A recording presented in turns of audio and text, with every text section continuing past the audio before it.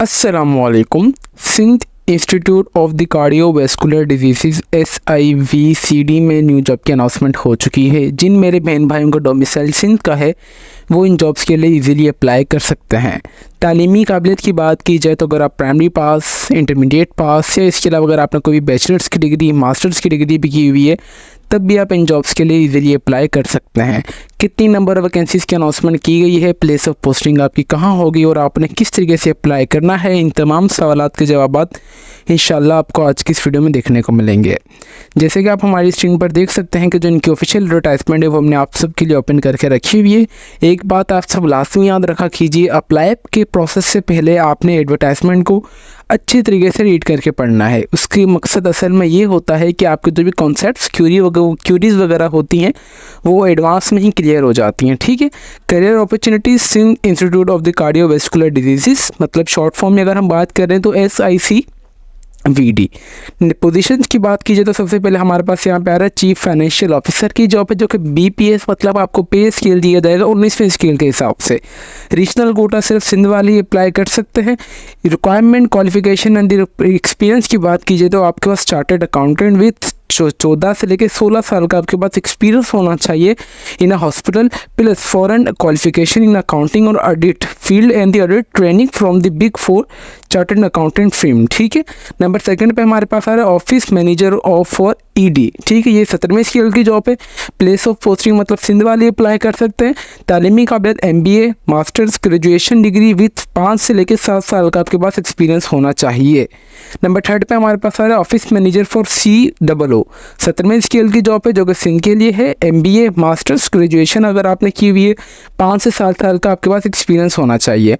Number fourth पे हमारे पास है ऑफिसर मैनेजर फॉर CFO, जो कि 17वें स्केल की जॉब है। तालीमी काबिलियत आपके पास इसके लिए भी सेम है, सिंध वाली अप्लाई कर सकते हैं। नेक्स्ट हमारे पास जो मैनेजर प्रोक्यूटमेंट की जॉब है जो कि 17वें स्केल की जॉब है, सिंध वाले अप्लाई कर सकते हैं। इसके लिए अगर आपने MBA या MPA marketing and supply chain, graduation plus internal qualification supply chain management है अगर आपके पास, और आपके पास 8 साल का एक्सपीरियंस है या 5 से 7 साल का एक्सपीरियंस है मैनेजमेंट लेवल का, तो देन आप अप्लाई कर सकते हैं। ठीक है। फिर नंबर नेक्स्ट पे हमारे पास जो है हमारे पास जो नेक्स्ट पे है मैनेजर बायोमेडिकल की जॉब है जो कि 17वें स्केल की जॉब है। इसके लिए भी तालीमी काबिलियत अगर आपने BE या BSc ना बायोमेडिकल इलेक्ट्रॉनिक्स की हुई है 5 से 7 साल के एक्सपीरियंस के साथ देन आप अप्लाई कर सकते हैं। फिर नेक्स्ट हमारे पास है मैनेजर स्टोर की जॉब है जो कि 17वें स्केल की जॉब है जो कि सिंध के लिए है। MBA MPA ग्रेजुएशन आपकी 8 साल की होनी चाहिए, आपके पास 5 से 7 साल का एक्सपीरियंस होना चाहिए मैनेजर लेवल का।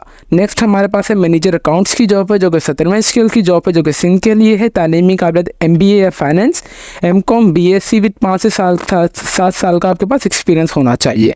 नेक्स्ट हमारे पास है मैनेजर एडमिनिस्ट्रेशन की जॉब है जो कि 17वें स्केल की जॉब है जो कि सिंध के लिए है। MBA या MS आपने प्रोजेक्ट मैनेजमेंट विद 8 साल का आपके पास एक्सपीरियंस होना चाहिए, और इसके अलावा अगर आपके पास हॉस्पिटल मैनेजमेंट का है 4 से 6 साल का, देन आपको प्रेफरेंस दी जाएगी।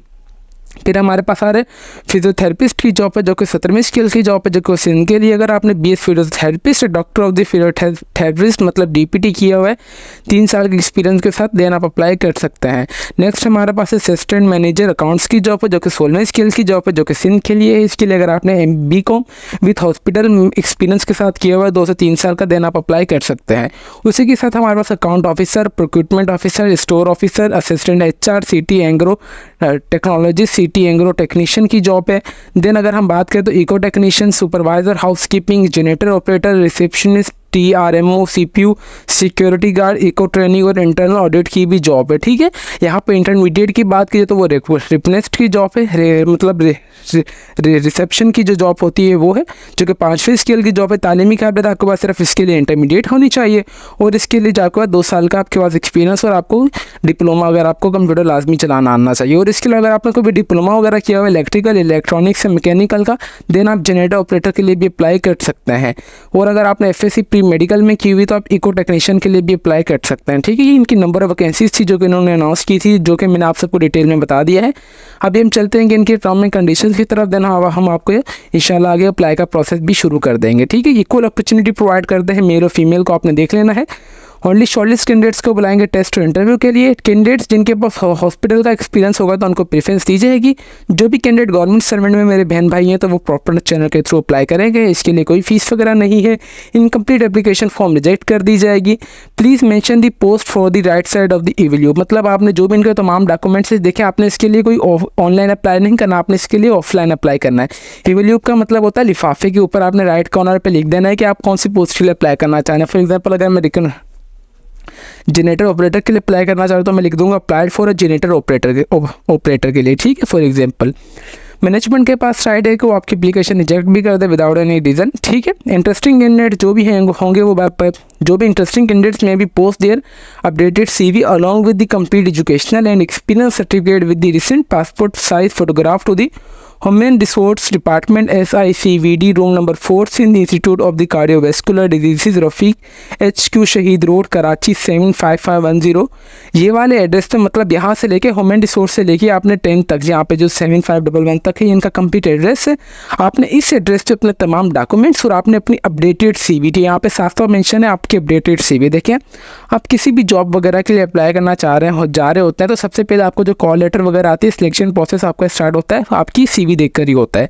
तो इट्स हमारा रिक्वेस्ट आपकी CV होनी चाहिए वो प्रोफेशनल मॉडर्न और टू द पॉइंट होनी चाहिए, ताकि जैसे ही आपको सिलेक्शन प्रोसेस वाली कमेटी आपको CV देखें तो आपको आपकी CV देख के इम्प्रेस हो जाए और आपको जल्द से जल्द वो कॉल लेटर आपको शॉर्टलिस्ट कर दे, ठीक है। इसके अलावा अगर आपको CV बनाने आती है तो वेल एंड गुड, अगर आपको नहीं आती तो आप चाहें तो हमसे ऑर्डर पे भी CV बनवा सकते हैं। मैं अपने व्हाट्सएप ग्रुप की लिंक अपने हर एक वीडियो के डिस्क्रिप्शन में ऑलरेडी शेयर कर देता हूं, ताकि अगर आपको कोई मुझसे पर्सनली पे सवाल जवाब पूछने या कुछ काम वगैरह करवाना वो भी आप हमसे करवा सकते हैं बिल्कुल मुनासिब से चार्जेस में, ठीक है।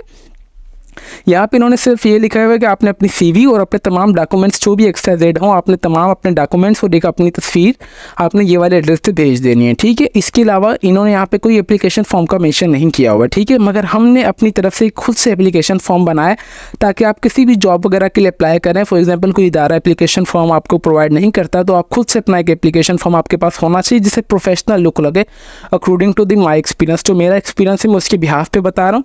अगर आप ये एप्लीकेशन फॉर्म लेना भी चाहते हैं देन भी आप हमारा व्हाट्सएप ग्रुप ज्वाइन करके हमसे इजीली ले सकते हैं। पहले तो इसकी कोई नीड नहीं है, ये मैं अपनी तरफ से एक प्लस पॉइंट बताने जा रहा हूँ, ठीक है। ये एप्लीकेशन फॉर्म सिंपल सा है जो हमने आपको बताया। यहाँ पे आपने लिख देना है कि आपने कौन से पोस्ट के लिए आपने अप्लाई करना चाह रहे हैं। यहाँ पे आपने एक अपनी तस्वीर लगा देनी है। यहाँ पे अपना मुकम्मल नाम, आप अपने वालिद साहब का नाम, अगर मेरी बहनें शादीशुदा हैं तो आपने अपने हस्बैंड का नाम यहाँ पे लिख देना है। देखिए अब अपने हस्बैंड का नाम इन दी केस तब लिखेंगे जब आपके शनाख्ती कार्ड पर सबसे पहले जब भी मेरी बहनों का जो भी शनाख्ती कार्ड बनता है आपका जो शनाख्ती कार्ड है आपके वालिद का नाम होता है। जब आप माशाल्लाह शादी कर लेते हैं तो आपका जो शनाख्ती कार्ड की जगह वालिद साहब की जगह हस्बैंड का नाम आ जाता है। देन आप अपने यहाँ पे हस्बैंड का नाम ही लिखना है। अगर आपके हस्बैंड का नाम अभी तक शनाख्ती कार्ड में नहीं आया, वालिद साहब का ही आया तो आपने अपने वालिद साहब का ही लिखना है फिलहाल, ठीक है। डेट ऑफ बर्थ आपने एंटर लिख देंगे।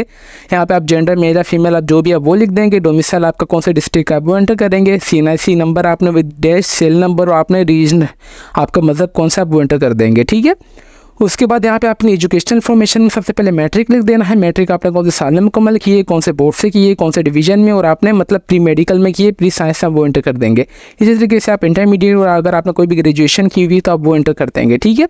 नंबर 9 पे हमारे पास है प्रोफेशनल क्वालिफिकेशन। अगर आपके पास है मतलब कोई भी आप अगर आपके पास एक्सपीरियंस वगैरह है तो आपने उसका नाम कौन से साल में मुकम्मल किए, कौन सी यूनिवर्सिटी से किए, ठीक है। मतलब कोई भी सर्टिफिकेट्स वगैरह हो आपके पास और आपका क्या ग्रेड आया है और आपने मतलब फॉर एग्जाम्पल अगर देना चाहूँ डेमो के तौर पर मैंने डिसीज करते फ्रीलांसिंग ये तो मैं यहाँ पे लिख दूंगा फ्रीलांसिंग, ठीक है। एक्सपीरियंस की बात कीजिए तो अगर आपके पास कोई भी एक्सपीरियंस है तो आपने उस डिपार्टमेंट का नाम, आपकी वहाँ पे कौन सी पोजीशन थी, कितने टाइम आपने वहाँ पे काम किया, आपकी जॉब टाइप कौन सी थी, परमानेंट थी या जो टेम्प्रेरी थी, डेली बेसिस थी, आप वो यहाँ पे एंटर कर देंगे, ठीक है।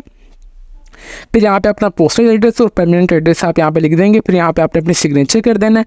सिग्नेचर करने के बाद आपने इसके साथ अपनी एक CV उसके साथ तमाम डॉक्यूमेंट्स के साथ एक तस्वीर आपने अटैच करके अच्छे तरीके से लिफाफे पे लिख देना है कि अप्लाइड फॉर इस जॉब के लिए और आपने सिंपली पोस्ट कर देना है। आज हमारे पास बेसिकली 3 तारीख है 7 जुलाई 2024 है और लास्ट डेट ऑफ रजिस्ट्रेशन की अगर हम बात कीजिए तो हमारे पास है 15, मतलब अभी भी हमारे पास 12 दिन है। मैं तो आपको यही रिकमेंड करूँगा कि आप पोस्ट कर दीजिएगा। 10 से ज़्यादा आपके 70-80 रुपये चार्जेस लगेंगे तो आपकी जो एप्लीकेशन फॉर्म है सही एड्रेस पे भी पहुंच जाएगी, ठीक है। अगर आप चाहें तो डिस्कस भी कर सकते हैं, इट्स अप टू यू, मगर मैं आपको चॉइस ये रिकमेंड करूँगा कि आप पोस्ट कर दें क्योंकि उसमें एक्सपेंसेस भी आपके कमाते हैं। ठीक है, उम्मीद करते हैं कि आपको कंप्यूटर अप्लाई का प्रोसेस समझ आ चुका होगा। इसके अलावा अगर आपकी कोई भी क्वेरी वगैरह हो तो आप बेझिझक होकर हमारा कमेंट सेक्शन यूज़ कर सकते हैं।